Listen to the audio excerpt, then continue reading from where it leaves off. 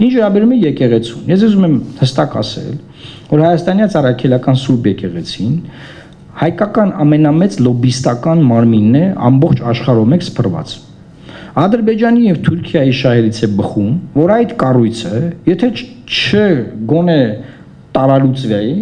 հա գոնե թուլացվի, վարկաբեկվի։ Հետեւաբար այս արշավը, որը մեկնարկված է Ալլաշուքյուր Փաշազադեի կողմից, որը հետո նաև Հայաստանում արդեն մեր վարչապետը նույնպես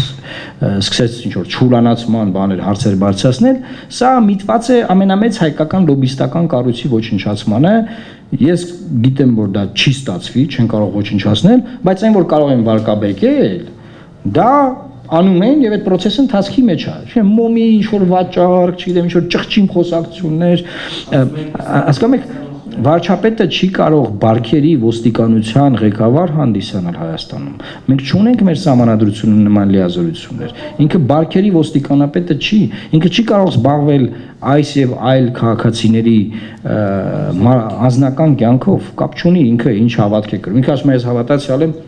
ես ուզում եմ մեր եկեղեցու արդյոք զբաղվեմ։ Հիմա հարց տամ, եթե ինքը լիներ Եհովայի վկա կամ վերջին օրերի սրբերի եկեղեցու Հիսուս Քրիստոսի վերջին սրբերի եկեղեցու անդամ, օրինակ, մորմոնական եկեղեցու անդամ, կարող էր միջամտել այդ եկեղեցու երկրի ներքին գործերին, վստահ եմ բոլոր իրավապաշտպանները կդատապարտեին։ Բայց երբ որ հարցը հայարակելական եկեղեցու մասին է, ձայն չկա, ծպտուն չկա։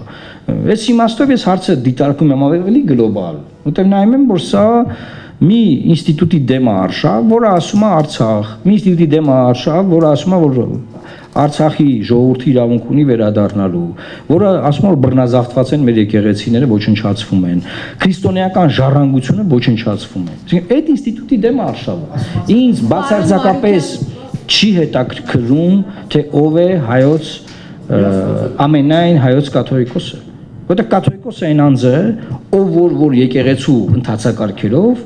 ընտրվել է կաթողիկոս եւ ոտսվել է որպես կաթողիկոս։ Ինչ չի հետաքրքրում այդ անձողը։ Ես եկեղեցին որպես ինստիտուտ եմ դիտարկում։ Պարոն Արուքյան, կներեք, ես ձեր մտքի հետ կապված չի կարող սահմանադրությունը այնպես փոխել, որ նաև եկեղեցու վրա ազդեցություն ունենա։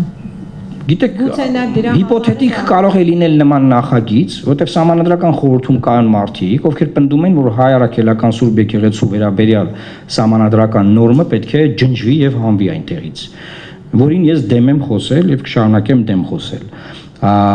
Հիպոթետիկ դա կարող են փորձել անել, բայց ես չեմ տեսնում, որ սահմանադրությունը կարող է փոխվել Հայաստանում, եւ ես գտնում եմ, որ չպետք է Հայաստանը մտնի նոր սահմանադրության ընդունելու գործընթացի մեջ, այնպես ինչպես ասում է Ալիևը։ Ինչու՞, որովհետեւ այն երկկողմանի պատային մի արհավիրք է մեզ համար, որովհետեւ եթե մենք ընդունում ենք, որ Ալիևը ճիշտ է ասում ու գնում ենք մեր սահմանադրությունը նորից ընդունենք, դա նշանակում է, որ շատ հնարավոր է, որ դա ընդունումից հետո, եթե հիպոթետիկ այն ընդունվում է,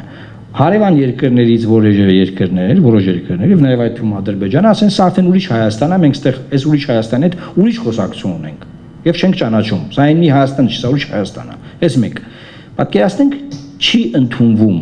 ժողովուրդը գնում մերժում է Ալիևի օրակարգը, ինչ ավելի հավանական է։ Այդ պարագայում Ալիևն ասում է, նայեք, դուք ընդունեցիք, որ դուք ունեք տարածքային պահանջ մեր երկրից,